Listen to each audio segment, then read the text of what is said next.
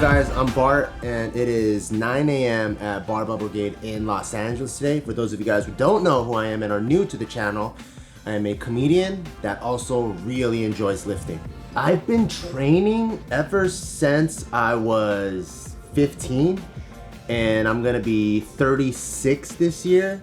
So I've been training for 21 years.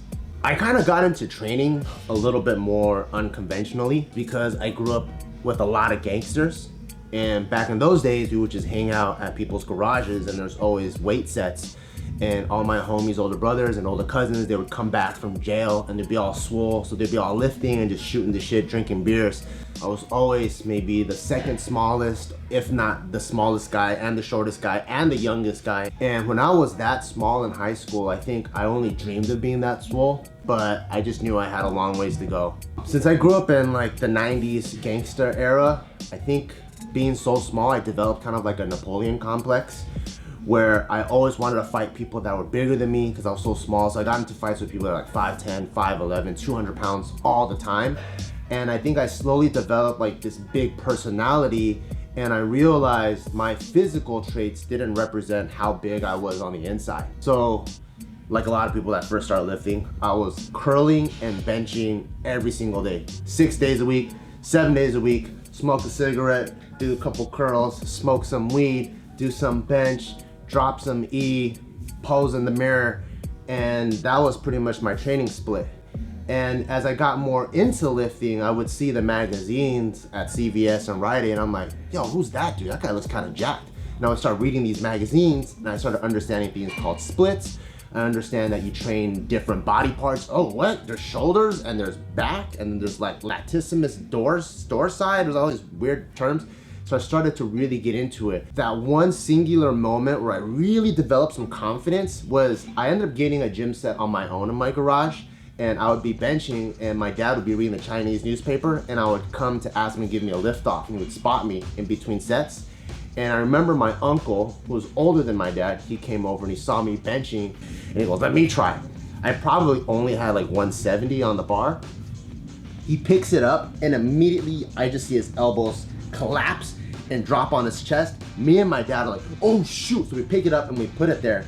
And then in that moment, I was like, holy crap.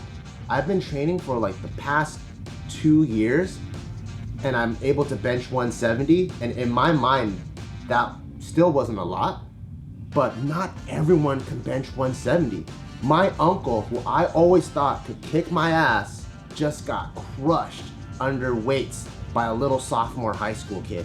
And that's what made me realize if I put in more work, I can slowly get stronger than everyone else around me. And I think this was the first time where I noticed people started coming up to me and asking me for lifting advice. And then they're like, oh, how do you build your chest? Or how do you bench 135? And how do you do this? And I'm like, oh, this is crazy.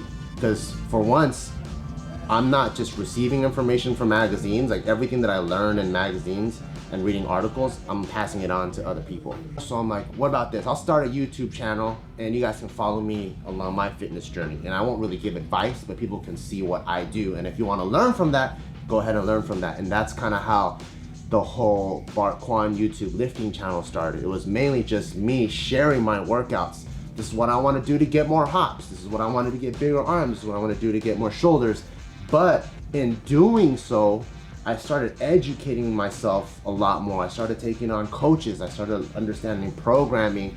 And now it went from the engine being inside of the hood to now me actually being a mechanic and understanding how to explain how the engine works now. I train myself so much, and it's the driving force behind getting into college, doing the whole military thing and YouTube thing. And it came to a point in 2012, 2013, I'm like, how fast is this car compared to the other cars? So I wanted to race it, which is why I did my first powerlifting meet and I trained for it at the end of 2012. And then at that meet was when I discovered, yo, it's not really about how fast your car is against the other cars, it's how much can you push out of your own engine. So I started looking for body shops, which is gyms that help develop this type of training, this type of community, this type of character development, and I couldn't really find one in LA. So I'm like, yo, I gotta spread this to at least my hometown.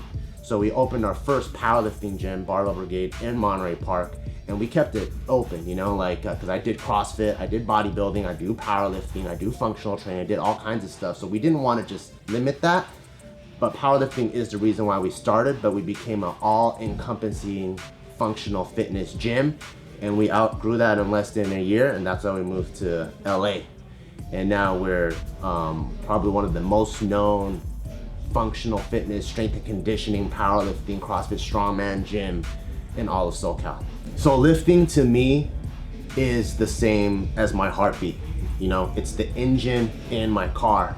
If I don't lift, if I don't train, I'm not gonna have an engine, and without an engine, the car is not gonna move. So for me, what I realized is when I'm on a good lifting program, or if I'm really focused in my lifting parts of my life, I'm actually doing way better in business, being a dad, being a husband, and it spreads everywhere else because it is the engine. And when I'm kind of lackadaisical and I'm not focused in my lifting, the other parts of my life, I don't feel like I have that much control either. And it's really counterintuitive because, you know, for most people, they're like, dude, I'm so busy, can't find time to work out. But what I realized, it's not really about the quantity of time, it's the quality of time. So for me, I'd rather get that 1 hour of less sleep and train my ass off, but now the 3 hours of being a dad, it might be shrink down to 2, but I'll be at 2 hours of being a really, really good dad, focused, being there with Taika, versus being a 3-hour dad that's on my phone and watching TV the whole time.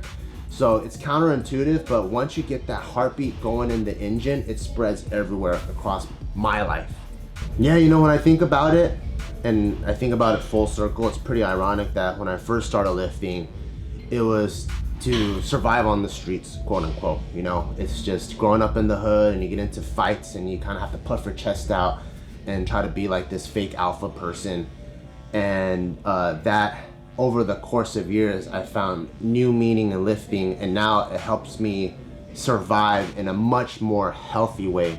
It helps me be a better dad, better business owner, better husband. And now it's helping me survive by giving me mental health and just giving back to me in so many different ways. And it's more internal now rather than being so external like when I was a kid. So lifting for me has always come from a place of a necessity, and it still is a necessity. And that's why I will always lift.